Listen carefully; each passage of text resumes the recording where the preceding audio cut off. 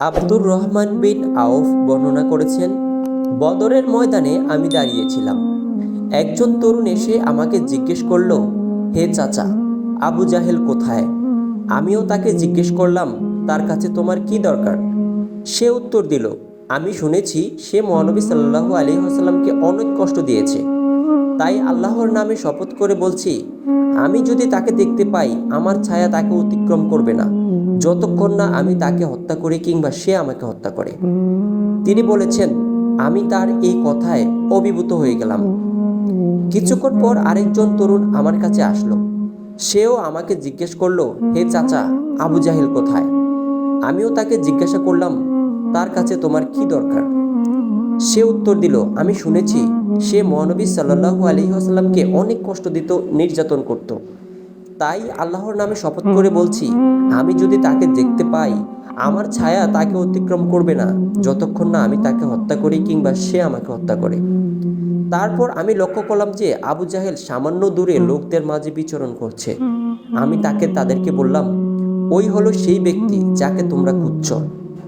এই কথা বলার পর আমি আকাঙ্ক্ষা করছিলাম, আমি যদি এই তরুণদের মতো উৎসাহী ও উদ্যমী হতে পারতাম। অল্প কিছুক্ষণের মধ্যে তারা ফিরে আসলো এবং মহানবী সাল্লাল্লাহু আলাইহি ওয়াসাল্লামের নিকট প্রত্যাবর্তন করলো। রাসূল সাল্লাল্লাহু আলাইহি ওয়াসাল্লাম তাদের জিজ্ঞাসা করলেন, তোমাদের মধ্যে কে তাকে হত্যা করেছ? মুয়াজ বিন আমর বিন ইল জামু বলল, আমি হত্যা করেছি। এবং মুয়াজ বিন আফরা বলল, আমি হত্যা করেছি।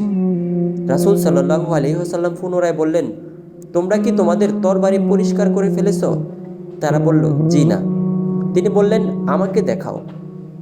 উভয় তরবারিতে রক্ত দেখতে পেয়ে মহানবী সাল্লাল্লাহু আলাইহি ওয়াসাল্লাম বললেন, তোমরা উভয়ে তাকে হত্যা করেছ? মুয়াজ বিন আমর বিন জামু বলেন, আমি আবু জাহেলকে আমার লক্ষ্যের কেন্দ্রবিন্দুতে নিলাম এবং তার প্রতি মনোযোগ নিবদ্ধ করে রাখলাম। তারপর যখন সুযোগ পেয়ে গেলাম, তখনই আক্রমণ করে বসলাম এবং এমনভাবে আঘাত করলাম যে তার পা দ্বিখণ্ডিত হয়ে গেল। এদিকে আমি যখন আবু জাহেলকে আঘাত করলাম, অন্যদিকে তখন তার ছেলে ইকরামা আমার কাঁধে তরবারির আঘাত করল এবং তাতে আমার হাত কেটে গিয়ে চামড়ার সঙ্গে ঝুলে গেল এবং যুদ্ধের জন্য প্রতিবন্ধক হয়ে দাঁড়ালো।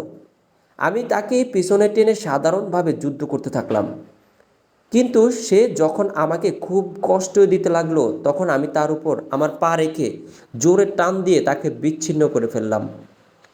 এরপর আবু জাহেলের নিকট পৌঁছে যান মুয়াজ বিন আফরা। তিনি তাকে এত জোরে আঘাত করেন যে তার ফলে সে সেখানেই পড়ে যায়। সে সময় শুধু তার শ্বাস প্রশ্বাসটুকু অবশিষ্ট ছিল। যখন যুদ্ধ শেষ হয়ে গেল, তখন রাসূল সাল্লাল্লাহু আলাইহি ওয়াসাল্লাম বললেন, কে আছো এমন যে দেখে আসবে আবু জাহেলের অবস্থা কি হলো? আব্দুল্লাহ বিন মাসুদ তখন সৈন্যদের মধ্যে অনুসন্ধান চালিয়ে আবু জাহেলকে খুঁজে পেলেন। আবু জাহেল তখন মৃতপ্রায় অবস্থায় ছিল। এমন অবস্থায় আব্দুল্লাহ বিন মাসুদ তার বুকের ওপর উঠে বসলেন। আবু জাহেল চোখ খুলে দেখল আব্দুল্লাহ বিন মাসুদ তার বুকের ওপর। এতে আবু জাহেল অপমান বোধ করলেন। তিনি বললেন, তুমি মক্কায় রাখাল ছিলে না? ইবনে মাসুদ বললেন, হ্যাঁ আল্লাহর দুশমন, আমি অবশ্যই মক্কাতে রাখাল ছিলাম। আবু জাহেল বলল, হে উটপালক, তুমি অনেক বড় স্থানে চড়ে বসেছ। এত বড় সম্মানিত উচ্চাসনে এর আগে কেউ বসেনি। ইবনে মাসুদ বললেন, আজকে কার দিন? আজকে কে বিজয়ী হয়েছে? আল্লাহ ও তার রাসূল সাল্লাল্লাহু আলাইহি ওয়াসাল্লাম বিজয়ী হয়েছেন। এমনইভাবে যুগে যুগে ইসলামের বিজয় আসবে। হে কাফের, বেদিন, ইয়াহুদি, নাসারা আর বাংলার নাস্তিক মুরতাদেরা, তোমরা ভালো করে শুনে রাখো। তামাম দুনিয়ার নাস্তিক আর তোমাদের গুরু ওই ইহুদি খ্রিস্টানেরা একসাথ হয়েও ইসলামের নূর দীপ্ত শিখা নিভিয়ে দিতে পারবে না। এটা মহান আল্লাহর ওয়াদা। ইসলাম ছিল, ইসলাম থাকবে। ইসলাম কিয়ামত পর্যন্ত থাকবে ইনশাআল্লাহ।